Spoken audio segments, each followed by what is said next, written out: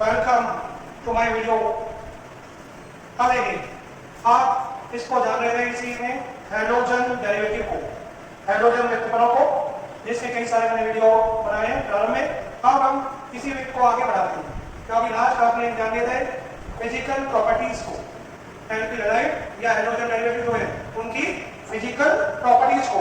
अब हम इसके बाद नेक्स्ट बात करते हैं कि केमिकल प्रॉपर्टीज, यानी chemical property of alkyl halide.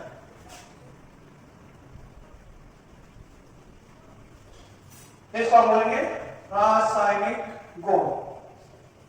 हमें कहते हैं जो एल्किल हैलाइड है विभिन्न प्रकार की रासायनिक क्रियाएं संपन्न कराते हैं, और रासायनिक क्रियाओं में सबसे पहले जो इंपॉर्टेंट रिएक्शन होती है हम कहते हैं न्यूक्लियोफाइल सब्स्टिट्यूशन रिएक्शन, नाभिक स्नेही प्रतिस्थापन अभिक्रिया प्रदर्शित कराते हैं। इसके अलावा तो ये विलोपन अभिक्रिया भी देते हैं, और इसके अलावा ये रिएक्शंस वगैरह अभिक्रिया देते हैं। तो सबसे पहले हम क्यों इनको जानेंगे। पहली अभिक्रिया तो इसकी एक कैटेगरी बनेगी, हम कहेंगे वो कौन सी है, जिसको मैं नाम देता हूं नाभिक स्नेही प्रतिस्थापन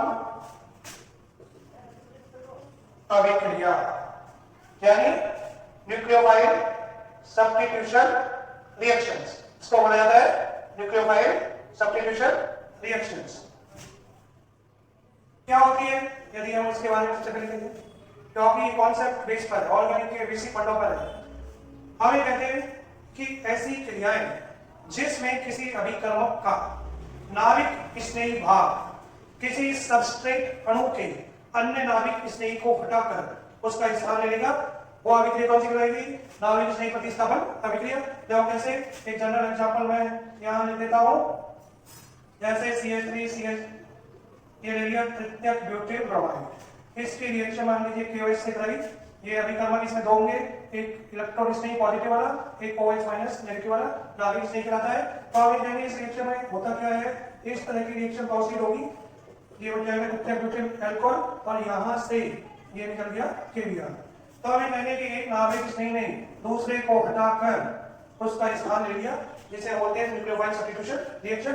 और शॉर्ट में शो कर सकते हैं, जैसे आप कोई भी एल्किलाइड कोई भी न्यूक्लियोफाइल जिस पर नेगेटिव चार्ज होता है वो इसको हटाएगा, इसके स्थान पर आ गया, तो ये न्यूक्लियोफाइल सब्स्टिट्यूशन रिएक्शन कहलाएगी। लेकिन इस रिएक्शन की जब डिटेल में जाते हैं, कहा जाते हैं इसकी डिटेल में, हम ये कहते हैं देयर आर टू टाइप्स, ये अभिक्रिया दो प्रकार की होती है, जिसमें पहली कैटेगरी कहलाएगी SN1 और दूसरी कहलाएगी SN2, यानी एक रिएक्शन टू टाइप्स की SN1 और SN2। अब इनको हम डिटेल में और जानते हैं। जैसे सबसे पहले मैं अगर इसमें बात करूं SN1 अभिक्रिया, SN1 अभिक्रिया, अब देखिए पहला तो स्टार्ट किया लो कि SN1 का मींस क्या होगा। इसका नाम दिया गया है unimolecular nucleophile substitution reaction. Unique का मतलब होता है एक, तो हम कहेंगे ये अभिक्रिया है, उसका नाम है एक अणुक नाभिक स्नेही प्रतिस्थापन अभिक्रिया, जिसको संक्षिप्त में लिखा जाता है क्या, SN1 unique molecular nucleophile substitution reactions. क्या है, इसको जानने के लिए हम उदाहरणों से ही बात करते हैं, तो इसकी मैकेनिज्म को जानेंगे। हम ये कहते हैं जो ये हैलाइड है, जैसे ये एग्जांपल लेंगे कि तृतीयक ब्यूटिल ब्रोमाइड पर KOH की क्रिया कराई और तृतीयक ब्यूटिल अल्कोहल बन गया। ये अभिक्रिया न्यूक्लियोफाइल सब्स्टिट्यूशन रिएक्शंस तो है ही है, लेकिन ये SN1 है। अब ये कैसे पता लगे SN1 है, इसको जानने के लिए हम इसकी क्रियाविधि पर आते हैं, इस पर रहेंगे, इसके मैकेनिज्म पर, उसको यह समझना है। हम ये कहते हैं वास्तव में जो क्रिया होती है वो दो पदों में संपन्न होती है। पहला पद होता है स्लो स्टेप धीमी गति का, और दूसरा होता है फास्ट तीव्र गति का। केमिकल काइनेटिक्स में आप जानेंगे जो अभिक्रिया का वेग होता है, रेट ऑफ रिएक्शंस, वो किस स्टेप पर निर्भर करेगा, स्लो स्टेप पर। तो इसका मींस क्या है वो यहां इसको समझना है, इसकी मैकेनिज्म है। सबसे पहले मैं देखता हूं ये जो रिएजेंट है अभिकर्मक है, ये तो एक्टिव होता है, इसके अंदर दो चीजें होंगी, एक होगा प्लस एक होगा माइनस। माइनस वाला हमेशा क्या कहलाता है, नाभिक स्नेही कहलाता है, न्यूक्लियोफाइल कहलाता है। अब ये जैसे ही ये अभिकर्मक इसके पास आएगा तो इसका फर्स्ट स्टेप प्रारंभ होगा प्रथम पद। उस पद में क्या होगा, ये जो सबस्ट्रेट है ये इसका बॉन्ड कमजोर होने लगेगा, ये टूटने लगेगा इसके डर के कारण, और डर के कारण जब टूटेगा तो टूटकर हमें एक स्पीशीज देगा, मध्यवर्ती उत्पाद बनाएगा जिसको हम बोलते हैं कार्बोनियम आयन, इसको कार्बोकैटायन भी कहते हैं, कार्बोनियम आयन। इसको मैंने को बताया था। ये जो स्टेप होता है स्लो स्टेप है, धीमी गति का पद है, क्योंकि बॉन्ड जब टूटते हैं तो समय लगता है, तो नेचुरल है कि वो स्लो स्टेप कहलाएगा। तो पहले इस स्टेप में क्या बनेगा, ये बनेगा एक मीडिएटर मध्यवर्ती उत्पाद जिसको बोलेंगे कार्बोनियम आयन। अब इसी वजह से हम कहते हैं द्वितीय पद जो इसकी टेंपरेचर में फास्ट होगा उस पद में क्या होगा, ये जो कार्बोनियम आयन कार्बोकैटायन जो बना है इस पर ये न्यूक्लियोफाइल अटैक करेगा और अटैक करके मेन प्रोडक्ट बना देगा तृतीय ब्यूटिल अल्कोहल। ये स्टेप बहुत तीव्र गति वाला। क्या होगा इसका, ये फास्ट वाला पद, इसका रीजन साफ दिख रहा है क्योंकि इसमें आयन है और आयनिक रिएक्शन क्या होती है, फास्ट होती है, तो ये स्टेप है क्या होगा, फास्ट होगा। अब अंतिम में हम कहते हैं जो रिमेनिंग बचे रहते हैं K प्लस इस Br- से रिएक्ट कर जाएगा और रिएक्ट करके क्या बना लेगा, KBr बना लेगा। इन सब स्टेप को जोड़ोगे तो एक टोटल रिएक्शन में ये वाली है शो हो जाएगी। अब इसमें खास बात कि जो रेट ऑफ रिएक्शन है अभिक्रिया का वेग हमने पहले बताया किस पर लगेगा, धीमी गति वाले पद पर, जिसको मैं यहां लिख देता हूं अभिक्रिया का जो वेग है वो मेनली इसकी कंसंट्रेशन पर डिपेंड करेगा, जिसमें तुम देख रहे हो एक ही अणु की कंसंट्रेशन है यानी एक अणु पर डिपेंड कर रही है, इसलिए इसकी ऑर्डर यदि पूछी जाती है कोटि कि SN1 क्रिया की कोटि क्या होगी तो यहां हम कह देंगे 1 होगी, क्योंकि सामता के पदों के घातांकों का योग क्या है, 1 है, इसलिए इसकी कोटि क्या होगी, 1 होगी। तो ये सारी रिएक्शंस हो गई हमारी एक अणु नाभिक स्नेही प्रतिस्थापन अभिक्रिया।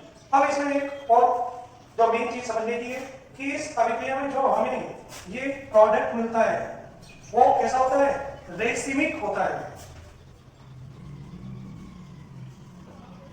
अब रेसिमिक जिसको आगे भी तुम समझोगे स्ट्रक्चर में क्या होता है कि ये प्लस समायवी और माइनस समायवी दोनों के रूप में प्राप्त हो सकता है, इसलिए इसके प्रोडक्ट को माना जाता है रेसिमिक, जिसका क्लैरिफिकेशन हम अगले हमारी स्टेप्स में करेंगे। लेकिन यहाँ ध्यान रखना कैसा होगा रेसिमिक। फिर एक बात और ध्यान रखना कि अगर हमारे पास हैलाइड तो 3 होते हैं और छोटे भी होते हैं और बड़े भी होते हैं, तो हम ये कहते हैं कि एक तो इस टाइप का हैलाइड प्राइमरी टाइप का, अब ये लिख देता हूं सीधा सीधा, जैसे मान लो ये, और एक है मान लो आपका ब्रांच वाला सेकेंडरी कह लो, और एक ये है टर्सरी, ये वाला।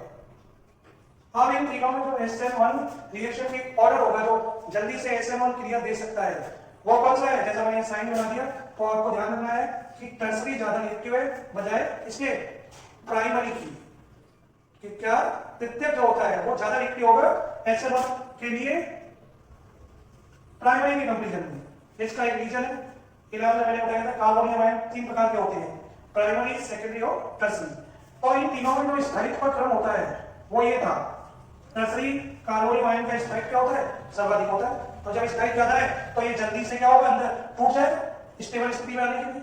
जब ये यहाँ से इस तरह से टूट कर स्टेबल हो जाएगा तो इसका मतलब इसके अंदर से भावना है कि ये जल्दी से टूट जाए और नया प्रोडक्ट बना दे। इसीलिए हम कहते हैं SN1 के प्रति सबसे ज्यादा इसका रिएक्टिव है वो कौन सा होगा, टर्सरी, उसके बाद सेकेंडरी और उसके बाद प्राइमरी। या दूसरी भाषा में ये कह सकते हो जो बड़े हैलाइड है बड़े वो SN1 क्रिया पहले रहेंगे और जो छोटे हैं जिनमें ब्रांच कम है वो इस रिएक्शन के प्रति कम रिएक्टिव होंगे। तो कई रीजन हो गए, एक तो कार्बोनियम आयन की स्टेबिलिटी होगी, साथ में ब्रांच भी इसमें इफेक्ट डालता है, तो इस बात को भी हमें ध्यान रखना है। ये सारी बातें हो गई इसकी SN1 क्रिया की। अब हाथों हाथ मैं इसका दूसरा पार्ट बता दूं, दूसरी कहलाती है SN2 अभिक्रिया। कौन सी, SN2। देखो SN2 जिसमें एक ही नाम का एक फर्क है, SN2 को हम पूरी फॉर्म में बोलते हैं by molecular nucleophile substitution reactions, यानी द्विक अणु या ध्रुव अणु नाभिक स्नेही प्रतिस्थापन अभिक्रिया। तो क्या कहलाएगा ये, by molecular nucleophile substitution reactions. अब देखो ये क्या होती है, आगे कहते हैं कि देख जो नाम से तो द्विक अणु के, लेकिन ये अभिक्रिया जो होती है वास्तव में ये एक ही स्टेप में प्रोसीड हो जाती है, संपन्न हो जाती है। और खास बात इसमें देखने को क्या मिलेगा कि जो छोटे हैलाइड होते हैं वो इस रिएक्शन को इजीली प्रोसीड करते हैं। जैसे एक एग्जांपल से समझो, छोटे हैलाइड का मतलब मान लीजिए कार्बन का ही है, मैथिल क्लोराइड ले लो, इस पर हम KOH की रिएक्शन चलाते हैं, एक्वस होता है ये जलीय वाला, इसकी क्रिया से होगा क्या, यहां से KCl रिमूव हो गई और ये बन जाएगा मिथाइल अल्कोहल। लेकिन ये अभिक्रिया हम कहते हैं SN2 है।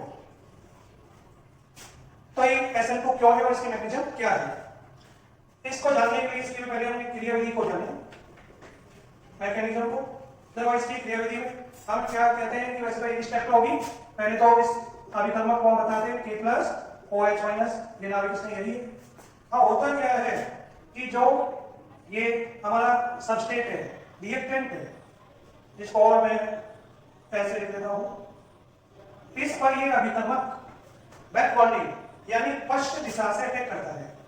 कहां से, पीछे से, क्योंकि आगे तो इसको ये हटाना, ये बैठा है तो सामने से तो आने नहीं देगा, तो ये क्या करेगा, बैकवर्डिंग करेगा, पीछे से अटैक करेगा इस कार्बन पर, यहां से ये अटैक करेगा पीछे से, आसानी से हो सकता है। जब ये इस पर अटैक करेगा तो इस तरह का एक मध्यवर्ती ट्रांजिशन स्टेट यानी संक्रमण अवस्था बनती है, इसको हम बोलते हैं मध्यवर्ती संक्रमण अवस्था, जिसमें ये क्या है, जितना ये इसके समीप है उतना ही क्या है, ये इसके समीप पर दूर हट रहा है, तो ये ऐसा ही है। अब जैसे ही क्या होगा, इसको मौका मिल गया तो ये परमानेंट इसके साथ जुड़ जाएगा और इस तरह का प्रोडक्ट बना लेगा और इसको सब्स्टिट्यूट कर देगा। लास्ट में हम ये शो कर देते हैं कि ये जो शेष भाग है इससे रिएक्ट करके क्या बनेगा, KCl। और इन सभी स्टेपों यदि हम जोड़ेंगे तो हमें सीधा सा दिखा ये रिएक्शन हमें प्राप्त होगी, टोटल रिएक्शन। लेकिन अब यहां समझने की बात यह है कि यहां इस अभिक्रिया में संक्रमण अवस्था बनती है जो कि अस्थायी होती है पश्च तापमान के द्वारा। इसीलिए जो अभिक्रिया का जो वेग है, रेट ऑफ रिएक्शन है, वो हम कहते हैं मेनली इस स्टेप पर डिपेंड करती है। ऐसे जब इस स्टेप पर डिपेंड करेगी तो उसमें क्या दिख रहा है कि दो मॉलिक्यूल की कंसंट्रेशन है, एक तो अभिकर्मक की और एक सबस्ट्रेट की, तो दो मॉलिक्यूल है। इसलिए अभिक्रिया की अगर ऑर्डर की बात करें कोटि की, तो इसके लिए इसकी कोटि क्या होगी, 2। तो एक बात ये मतलब कि SN2 अभिक्रिया में जो कोटि होती है वो कितनी होगी, 2, क्योंकि रेट दोनों चीजों की कंसंट्रेशन पर क्या कर रही है, डिपेंड कर रही है। दूसरी बात वही कि हमारे पास 3 हैलाइड है, प्राइमरी भी है, सेकेंडरी भी होता है और टर्सरी भी होता है। लेकिन अब सवाल ये बनता है कि SN2 अभिक्रिया को कौन सा हैलाइड आसानी से प्रोसीड कराएगा। तो हमने ये कहा जो छोटे होते हैं वो आसानी से कर सकते हैं, छोटे का मतलब प्राइमरी से हम ले सकते हैं, ये SN2 अभिक्रिया के प्रति ज्यादा रिएक्टिव होगा। अब इसका एक रीजन ये है कि जैसे में टर्सरी होता है, टर्सरी में हम कहते हैं कि जो स्टेरिक हिमोलेंस है, त्रिविम बाधा, क्या चीज, त्रिविम बाधा, ये ज्यादा होती है। त्रिविम बाधा का मतलब ये है कि जो ये न्यूक्लियोफाइल होता है OH-, इसको यहां पहुंचने में ये बड़ी बड़ी बाधा आ जाती है, बड़े समूह रहते हैं, तो इसको आसानी से जोड़ने नहीं देंगे। लेकिन यदि ये छोटा है तो इस पर ये नाभिक नहीं आसानी से हमें कर देंगे, त्रिविम बाधा कम होगी। इसलिए जो हमारे प्राइमरी या छोटे हैलाइड होते हैं वो हमेशा कौन सी रिएक्शन को प्रोसीड करेंगे, SN2 को, और जो बड़े हैलाइड होंगे वो कौन सी रिएक्शन को प्रोसीड करेंगे, SN1 को। तो ये एक ऑर्डर मिल जाता है और इसी चीज को इसमें ध्यान रखना है, समझिए होंगे बात को। तो ये एक इंपॉर्टेंट रिएक्शन है, nucleophile substitution reaction, 2 types, SN1 और SN2। क्लियर, इसको समझो और नोट कर लिया करो। हाँ देखिए तो और क्लियर कर देते हैं एक क्वेश्चन के बेस पर। यदि मैं कहता हूं एक हैलाइड आपके पास ये है और एक हैलाइड ये है, अगर इसमें आपसे ये पूछा जाए कि SN1 के प्रति कौन अधिक क्रियाशील है, SN1 ध्यान देना, तो साफ दिख रहा है, मैंने और बता दिया था कि जो बड़े हैलाइड होंगे वो किस रिएक्शंस को प्रोसीड करेंगे, SN1 को, इंटरेस्टिंग, तो साफ दिख, this is more reactive for SN1 compare to other, क्योंकि ये टर्सरी फॉर्म है और ये कौन सी है, प्राइमरी फॉर्म है। तो ऐसे इसको जज कर लेना है। अब जैसे एक और एग्जांपल, यदि मैं ये कहता हूं कि एक तो मान लीजिए मैथिल ब्रोमाइड और एक मैंने दे दिया